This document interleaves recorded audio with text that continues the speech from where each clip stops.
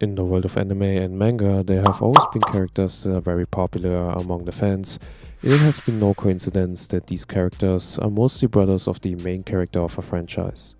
Ace from One Piece, Itachi from Naruto are just examples to mention, and today's video is about Choso from Jujutsu Kaisen, who as well has become one of the fan favorites of the series.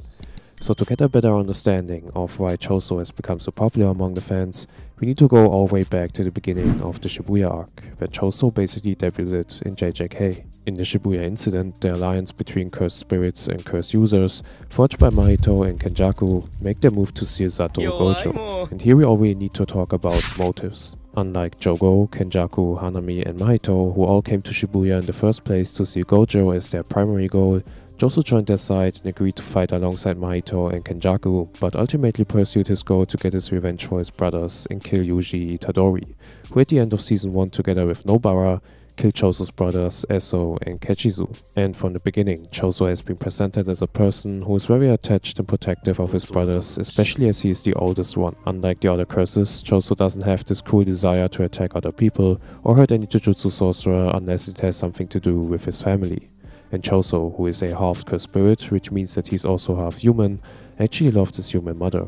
So Choso never has been truly evil like the other villains during the Shibuya incident, and only has been there as he wanted to avenge his brothers. And of course to us the viewers and readers, Choso seemed to be evil at first, as we have a different perspective on the story, with Itadori being the main character and the good guy. So at the end of chapter 101, Yuji runs into Choso at the entrance to the Shibuya station, who immediately recognizes Itadori as the killer of his brothers, and therefore doesn't hesitate to activate his blood manipulation convergence technique, a technique that compresses blood outside the user's body into a single point to attack Yuji with piercing blood.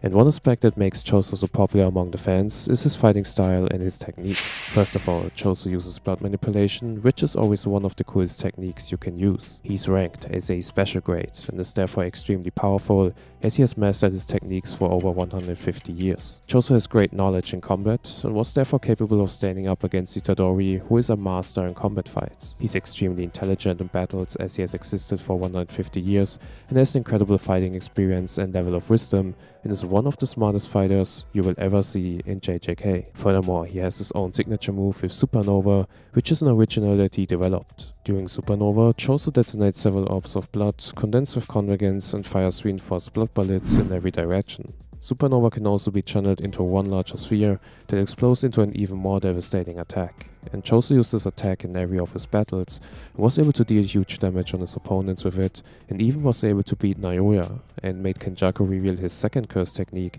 aside from cursed spirit manipulation. During his fights, Choso always seems to be weaker than his opponents at first, and against Itadori he seemed to lack speed and combat skills. Against Naoya, he seemed to lose at first, due to Naoya's insane speed once again, and against Kenjaku, Choso seemed to be without a chance at all. But in the end, Choso always finds a way to win his fights due to his insane battle intelligence and skill of being able to use several cursed manipulation techniques. Furthermore, he has such an insane durability, and overall this is what makes Choso such a cool character. I think you can kinda compare him to characters like for example Kakashi when it comes to fighting. Characters where you know that they will always be able to do something, no matter which opponent they have to face. Now that we've spoken about Choso's background and his skills, we need to also take a look at his relationship and responsibilities. Like I said in the beginning, Choso takes an immense pride in being the oldest of 10 siblings and who he is as a person directly tied to this. Choso has believed that he needs to protect his younger brothers and serve as a dependable example, as he believes that it's his duty as an elder brother. And this was focused especially during his fight against Naoya Zenin. Zenin is the complete opposite of Choso, as he hates all of his older brothers because they are weaker than him. Choso argues with Naoya and tells him that older siblings either present the road to travel or the one to avoid. And at this moment Choso also realized that unlike Naoya, he doesn't have an elder brother to show him the way, and that he has made big mistakes in the past by joining Kenjaku, which gives him even more of a reason to stand tall, to walk the path ahead of his younger brothers and protect them. Which is also the reason why from there on, Choso decided to protect Yuji Itadori with his life, as he sees him as his new younger brother. And his relationship to Yuji plays of course a major role in why so many people like Choso. First of all, Choso beat the crap out of Yuji and was about to kill him, only to realize in the end that Yuji is actually a brother of him. Later on in the arc, after Sukuna saved Megumi, Sukuna switches back to Yuji and tells him to look at the damage that Sukuna has caused with his domain, as he hurt Yuji's friends and killed thousands of people in Shibuya. And in this moment, Yuji had a mental breakdown and just wanted to die, as he felt responsible for all these people's death, and remembered that he will be executed and wants friends around him when he dies one day, which is something that he has promised his grandpa in the beginning, but all he has achieved till now was the opposite.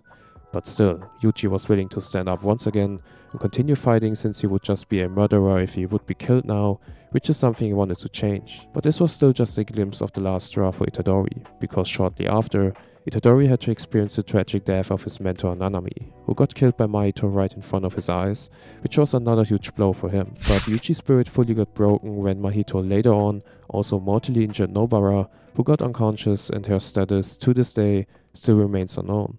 So Yuji's soul was literally broken, as he felt responsible for Nanami's and Nobara's death, coupled with his guilt over allowing Sukuna to rampage through the city and kill thousands of people, which makes Yuji believe that people will die simply because he lives. And thanks to Todo, Yuji was able to defeat Mahito, but almost got killed by Kenjaku later on, and here Choso comes once again to Yuji's rescue to save his little brother by putting his life on the line. And like I said in the beginning, once again, Choso, although he should be much weaker than Kenjaku and Uraume, he was able to somehow hold them off and play a major role in saving Yuji and all of the other Jujutsu sorcerers. First, Choso blocked and distracted Kenjaku from killing Yuji by charging at him with blood manipulation convergence.